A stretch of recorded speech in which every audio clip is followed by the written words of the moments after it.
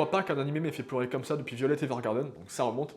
Et clairement, je m'y attendais pas du tout. Alors certes, on parle quand même d'un postulat dans lequel Asa, une ado de 15 ans, est forcée d'emménager chez sa tante suite au décès de ses parents. Pour autant, il n'y a absolument rien de larmoyant dans le traitement en soi, qui dévoile même une pudeur pas si habituelle finalement. Le deuil n'est d'ailleurs qu'un thème parmi d'autres, prétexte à la peinture de personnages aussi attachants les uns que les autres. Sauf qu'entre une adolescente qui cherche sa place dans ce monde et une tante qui s'est trouvée dans la solitude de l'écriture, bah, vous vous en doutez, la complicité c'est pas tout de suite évident quoi. Il y a tout un désert entre elles, désert qui sert d'ailleurs de très belle allégorie à cette phase du deuil et de reconstruction que va devoir traverser la jeune fille. La plus grande force de l'anime, c'est donc avant tout l'authenticité qui émane de ses personnages, principaux comme secondaires. Entre les lignes est une œuvre profondément humaine, qui observe avec une grande sensibilité des protagonistes qui se questionnent sur ce qu'ils sont, ce qu'ils ont été, ce qu'ils seront ou ce qu'ils auraient pu être. Alors on y parle de deuil bien évidemment, mais on y parle aussi d'amitié, de solitude, de dépression, de maternité, voire carrément de pression sociale, mais avec toujours en filigrane cette capacité à être soi-même, à le devenir grâce aux autres ou par l'intermédiaire de l'introspection de l'écriture.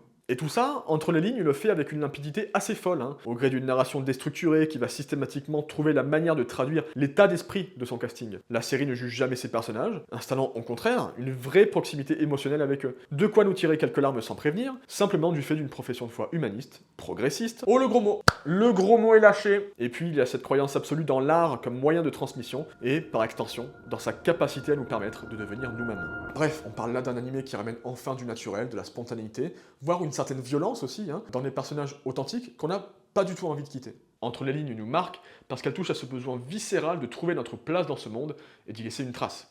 Difficile de ne pas en ressortir bouleversé.